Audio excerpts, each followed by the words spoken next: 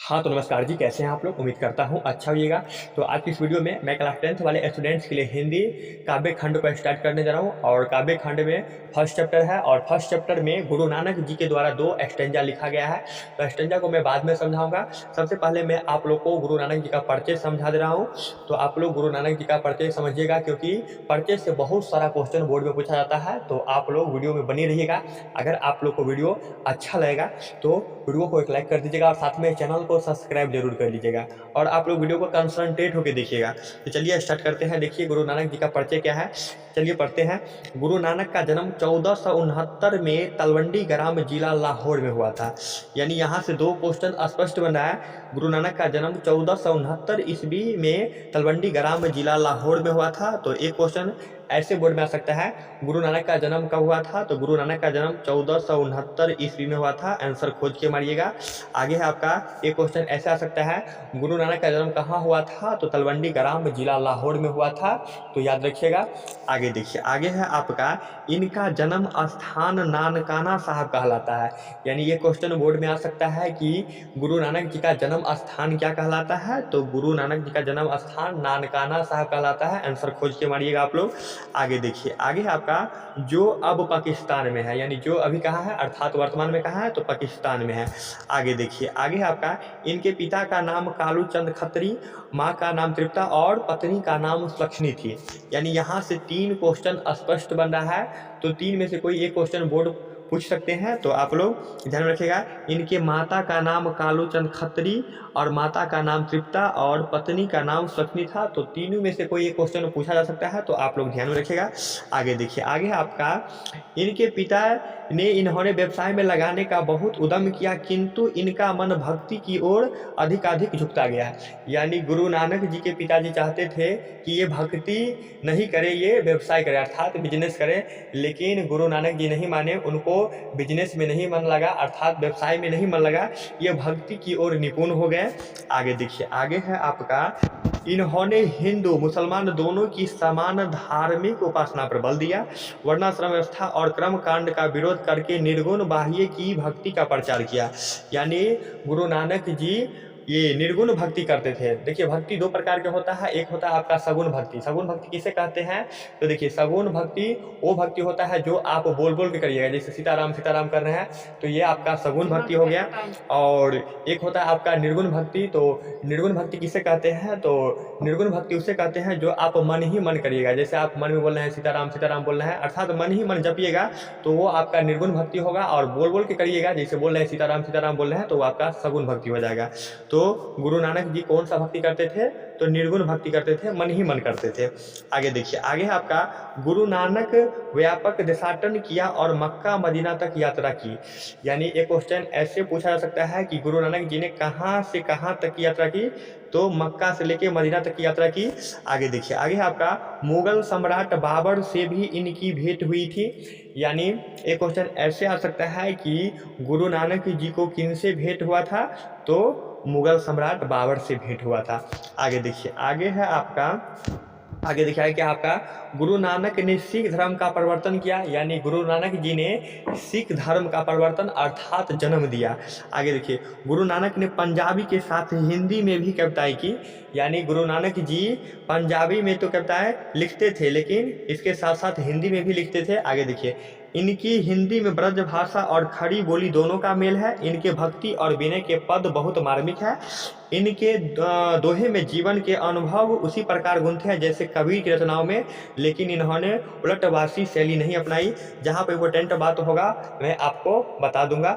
आगे देखिए, आगे आपका इनके उपदेशों के अंतर्गत गुरु जी की महत्ता, संसार की क्षण भंगुरता और बाह्य की सर्वशक्तिमता, नाम जय की महिमा, ईश्वर की सर्वव्यापकता आदि बातें मिलती है। आगे देखिए, आगे है आपका इनकी रचनाओं का संग्रह सिखों के 5वें गुरु गुरु अर्जुन ने सन 1604 ईस्वी में किया, जो गुरु ग्रंथ साहब के नाम से प्रसिद्ध हुआ। यहाँ पर देख लीजिए, यहाँ पर क्या कर रहा है, इनकी रचनाओं का संग्रह सिखों के 5वें गुरु अर्जुन देव ने 1604 ईस्वी में किया, जो गुरु ग्रंथ साहब के नाम से प्रसिद्ध हुआ। आगे देखिए, आगे है आपका गुरु नानक की रचनाएं जपूची, आशा दीवार, रही रास और सोहिला।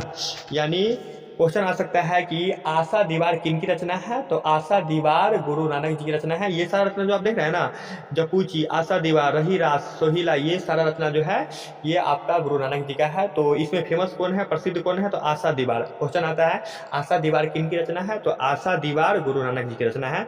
या तो रही रास भी आ सकता है, तो ध्यान में रखिएगा, सारा को आप ध्यान में रखिएगा।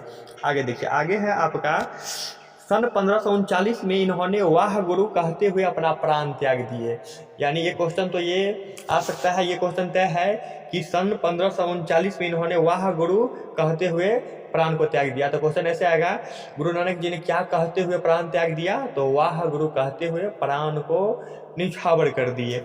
आगे देखिए, आगे है आपका निर्गुण निराकर ईश्वर के उपासक गुरु नानक हिंदी के निर्गुण भक्ति धारा के एक प्रमुख कवि है। पंजाबी मिश्रित ब्रज भाषा में रचित इनके पद सरल सच्चे हृदय की भक्ति भावना में डूबे उद्गार है। इन पदों में कबीर की तरह पखड़ सामाजिक विद्रोह भावना भले ही न दिखाई पड़े, किंतु धर्म उपासना के कर्म कांड मुल्लक और सांप्रदायिक स्वरूप की आलोचना तथा सामाजिक भेदभाव के स्थान पर प्रेम के आधार पर सहज और सद्भाव की प्रतिष्ठा दिखाई पड़ती है। और नानक के पद वास्तव में प्रेम एवं भक्ति के प्रभावशाली और क्या है, मधुर गीत है। यानी यहाँ पर 2 स्टेंजा जो लिखे हैं ना, उनके बारे में इसमें बताया गया है। तो चलिए स्टेंजा देखते हैं। देखिए स्टेंजा, पहला स्टेंजा इनका है राम नाम बिरथे जगी जन्मा। तो चलिए उनको मैं समझा रहा हूँ। देखिए क्या है, राम नाम बिरथे जगी जन्मा, यानी आप इस संसार में जन्म लिए हैं तो आपको राम का नाम लेना पड़ेगा। तो यही कह रहा है कि राम नाम बिरथे जगी जन्मा, यानी आप इस जगत में आए हैं तो आपको राम का नाम लेना ही पड़ेगा। अगर आप राम का नाम नहीं लेते हैं तो आपका जीवन व्यर्थ है। आगे देखिए, आगे है आपका बिखू खावे बिखू बोले बिनु नावे न्यूफुल मटी भ्रमना, यानी आप राम का नाम नहीं लेते हैं तो बिखू भावे यानी बिखू खावे यानी विष के समान भोजन करिएगा। बिखू बोले यानी ये विष की तरह आप बोलिएगा, अर्थात जहर की तरह बोलिएगा। बिनु नावे न्यूफल मटी भ्रमना, आपको कोई फल नहीं मिलेगा। और ये सारा जो है आपका, ये कुछ भी करिएगा जीवन में, ये सारा मिट्टी के समान हो जाएगा। आगे देखिए, आगे है आपका पुस्तक पाठ व्याकरण बखाने और संध्या कर्म निकाल करे, यानी आप पुस्तक पढ़ लीजिए, व्याकरण पढ़ लीजिए, उससे कुछ नहीं होने वाला है। संध्या कर्म निकाल कर, यानी संध्या में आप गीता पढ़िए, चाहे कुछ भी पढ़िए, जब तक आप राम का नाम नहीं लेते हैं तब तक आपका जीवन साक्षात्कार नहीं हो सकता है। आगे देखिए, आगे आपका बिनु गुर शब्द मुक्ति कहाँ प्राणी, राम नाम बिनु अर्जु मरे, यानी बिनु गुरु शब्द यानी बिना गुरु के शब्द के प्राणी को मुक्ति नहीं मिलता है। राम नाम बिनु अर्जु मरे, अर्थात आप राम का नाम नहीं लीजिएगा तो आप इस संसार में उलझ के मर जाइएगा। आगे देखिए, आगे है आपका, आगे है दंड कमंडल शिखा सूत धोती तीर्थ गबनु अति भरवनु करे, यानी आप डंटा ले लीजिए, कमंडल ले लीजिए, शिखा यानी आप चोटी बढ़ा लीजिए, सूत धोती तीर्थ गबनु अति भ्रमण करे, और ये सब बढ़ा के आप कहीं भी भ्रमण कर लीजिए, कैलाश चल जाइए, पर्वत चल जाइए, आपको मुक्ति नहीं मिलने वाला है। आगे देखिए, आगे आपका राम बिनु शांति न आवे, अर्थात आप राम का नाम नहीं लीजिएगा तो आपको शांति नहीं मिलेगा। जपी हरि हरि नाम सु पारी परे, जटा मुकुट तन भस्म लगाई वसन छोड़ी तन नगन भया, यानी जटा मुकुट तन भस्म लगाई, यानी आप तन में भस्म यानी शरीर में आप भस्म लगा लीजिए, वसन छोड़ी यानी वसन के मतलब क्या होता है, कपड़ा आप छोड़ दीजिए, तन नगन भया यानी शरीर को आप नंगा कर लीजिए, इससे कुछ नहीं होने वाला है। जेत जित जंत जल थल महियल जत्र तत्र तू सरब जिया, यानी आप जहाँ जीवन को व्यतीत करिएगा, अर्थात जल में करिएगा या थल में करिएगा, जहाँ करिएगा सारा ये व्यर्थ है। आगे देखिए, आगे आपका गुरु प्रसादी राखले जन कोई और हरि रस नाक क्या है नानक झोली पिया, यानी गुरु का जो प्रसाद जो रख लेता है, जो कोई रख लेता है, जन कोई हरि रस नानक झोली पिया, यानी आप हरि का रस पी रहे हैं तो आप नानक की तरह हो जाइएगा, नानक झोली पिया, यानी आप नानक की तरह बन जाइएगा जिस प्रकार नानक ने भक्ति किए हैं। आगे देखिए, आगे है आपका दूसरा स्टंजा, आपका जो नर दुख में दुख नहीं माने, ये आपका सेकंड स्टंजा है, तो समझिएगा इसको। देखिए, जो नर दुख में दुख नहीं माने, यानी जो व्यक्ति के पास दुख भी है और उसको दुख नहीं मान रहा है, तो वो आदमी क्या है, सुख सने अरु भय नहीं जाके, यानी सुख सने अरु भय नहीं जाने, यानी क्या सुख होता है, क्या सने होता है, क्या भय होता है, ये सब नहीं जाने। कंचन माटी जाने, यानी जो व्यक्ति दुख को दुख नहीं जाने, सुख को सुख नहीं जाने, भय को भय नहीं जाने, और वो व्यक्ति जो होता है ना वो कंचन को माटी के समान भी जानता है, अर्थात सोना को भी माटी के समान समझने लगता है। आगे देखिए, आगे आपका ना ही निंदा ना ही स्तुति, यानी किसी की ना ही बड़ाई और ना ही अच्छाई करना, ना ही निंदा ना ही स्तुति जाके लोभ मोह अभिमाना, यानी किसी के प्रति उसको लोभ भी नहीं है और ये अभिमान भी नहीं है। आगे देखिए, आगे है आपका हर्ष शौक ते रहे न्यारो, मतलब हर एक शौक को त्याग देते हैं, और ना ही मान अपमाना, यानी उसके अंदर के किसी के प्रति मान अपमान नहीं रहता है, हर शौक को त्याग देते हैं। आगे देखिए, जो नर दुख में दुख नहीं मानता है वो आदमी के लिए है ये। आगे देखिए, आशा मनसा सकल त्यागी के जगते रहे निराशा। आगे है आपका, एक मिनट रुकिए, काम क्रोध जेहि परसे नाहिन तेहि घट ब्रह्मा निवासा, यानी जो काम को भी नहीं जानता है, क्रोध को भी नहीं जानता है, उनके अंदर क्या है, तेहि घट ब्रह्म निवासा, यानी उनके अंदर ब्रह्म का निवास होता है।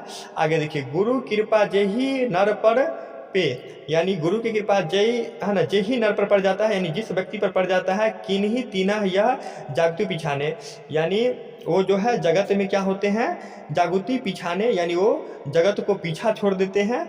आगे देखिए, नानक लीन भयो गोविंद स जयो पानी संग पानी, यानी नानक जो है, गुरु नानक लीन भयो गोविंद, गोविंद मतलब क्या होता है, भगवान, स जयो पानी संग पानी, यानी गुरु नानक जी ऐसा भक्ति किए थे जो गोविंद में लीन हो गए थे। जिस प्रकार पानी में पानी मिलता है तो पता नहीं चलता है कि ये पानी ही है, आप है ना पानी में पानी मिला दीजिए तो पानी ही आपको नजर आएगा। उसी प्रकार नानक जी गुरु की भक्ति में इस प्रकार लीन हो गए थे कि पता ही नहीं चल रहा था कि कौन भगवान है और कौन ईश्वर है। तो उम्मीद करते हैं ये वीडियो आपको समझ में आया होगा, तो वीडियो को एक लाइक कर दीजिएगा और साथ में चैनल को सब्सक्राइब जरूर कर लीजिएगा। इसमें मैं आप लोग को पोएम समझाने का प्रयास किया हूँ, और ये मेरा पहला वीडियो था पोएम का, तो आप लोग को अच्छा लगा होगा तो लाइक कर दीजिएगा। और सेकंड में आपका ऑब्जेक्टिव का वीडियो आएगा, और लास्ट वाला में आपका सब्जेक्टिव का वीडियो आएगा, मतलब 3 पार्ट करेंगे। तो ये आपका फर्स्ट पार्ट था, तो उम्मीद करते हैं समझ में आया होगा। तो आप लोग वीडियो को लाइक कर दीजिएगा और साथ में चैनल को सब्सक्राइब जरूर कर लीजिएगा। ओके, तब तक के लिए बाय, मिलते हैं नेक्स्ट वीडियो में।